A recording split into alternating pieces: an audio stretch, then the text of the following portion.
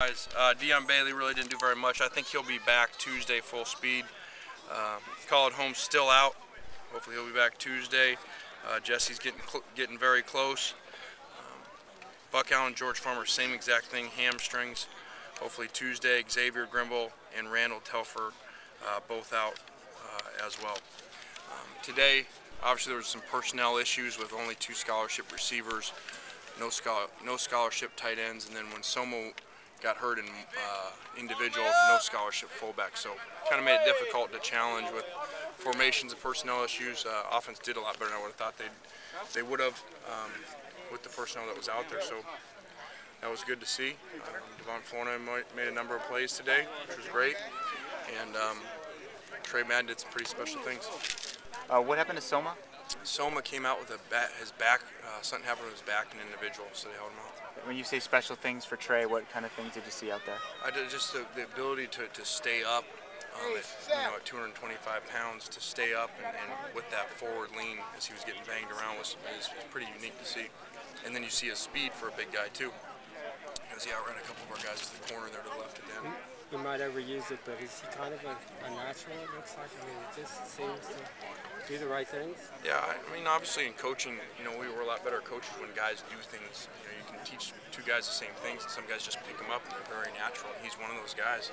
To come over that quick and even be functional is, saying a lot, let alone to be performing like he is. So can we assume that the experiment is going to continue beyond this week? Yeah, he will be playing running back. How'd the quarterbacks? They did pretty good. Once again, especially with 2 scholarship receivers, and some other walk-ons who were just trying to line up, and a tight end that really didn't know what he's doing. So it was good by those guys. What happened with Nickel? He was going to do track today and changed his mind, basically? No, we just looked at the different situations. They're all different and how the care hours work, and unfortunately, if your event is prior to the practice, which is what Nickel and Marquise would be, because they were 10 a.m.s, you go dead for the whole day clockwise, so we can't get them back at all. And so we're just talking with the track. We let Marquise jump, which means we lost him completely for the day, and then we kept Nickel. Marquise won the long jump, apparently. Did he? It's a good decision we made. Flournoy, he seems like he's kind of been under the radar a little bit. What's he showing? Well, I think what we can hope is that we could have a Carswell story. Same type of deal, a guy under the radar. Kind of move around, and not really do much through the first couple years in the program, and then really be very productive. We kind of have a saying that we've said before. If you stay, you play. If you have the right attitude and you stay long enough, usually you play regardless of how buried you are initially on the depth chart, because you pass the newcomers up, because you know the system, you know the stuff better. So hopefully there'll be another example of that. What we've seen from Blackwell. Yeah, Victor flashes. Continues to flash and make plays. We just got to work on the consistency of being a receiver every down. But it's good to see the top end. It seemed like when you guys sent that message to George Uko about the loafs, that he's really responded in a major way, and it seemed like he had a really good week. Would you agree?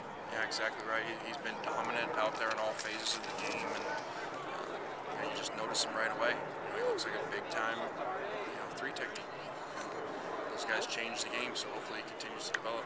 Does that overall position, the interior defensive lineman, does that concern you at all with the lack of experience collectively? Yeah, it does. Especially the way college football's gone, that if you're going to be really good on defense, I think you have to rotate. We didn't have to used to do that, because the game was just slower. And it sped up so much that you got to find more guys. You can't just play 4 guys. We tried to do it really our first year, and look what happened in the 4th quarter of games. We've got to do better at it. You go back to 25 games we've been here together, we've been ahead of 24 of those in the second half. And that's pretty amazing. Now we got to rotate more guys so we can finish all those games. How did Andre Walker look today and this week? Really good. He had a good week, and for a guy who hasn't been over there to be over there once again, pretty phenomenal to do what he's doing already. And we know that he has a huge upside because of his length, because of his base, because of his power, and so it flashes. And that's, as a coach, obviously you want to see that huge upside in that guy. And now it's our job to get all the other stuff so that he plays that way more consistent. Will you